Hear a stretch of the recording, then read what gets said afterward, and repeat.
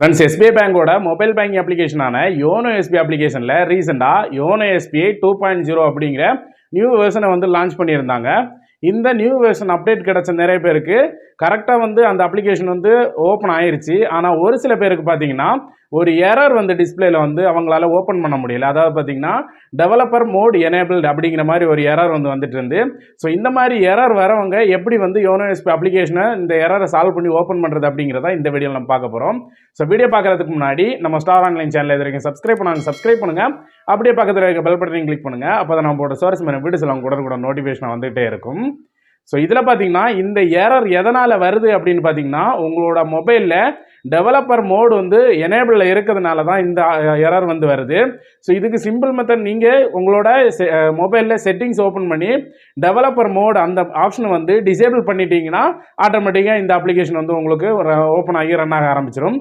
So இப்போ நான் live டெமோவாக இப்படி இந்த டெவலப்பர் மோடு ஆப்ஷன் எப்படி டிசேபிள் பண்ணி ஓப்பன் பண்ணுறது அப்படிங்கிறத லைவ் டெமோவாக காட்டுறேன்.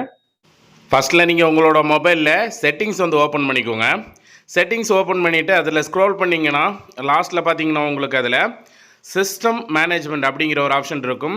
ஸோ சில மொபைலில் பார்த்தீங்கன்னா சிஸ்டம் அப்படிங்கிற ஆப்ஷன் இருக்கும். இதில் டெவலப்பர் ஆப்ஷன் அப்படிங்கிற ஆப்ஷன் இருக்கும். சில மொபைலில் பார்த்தீங்கன்னா டெவலப்பர் மோட் அப்படின்ட்டு இருக்கும்.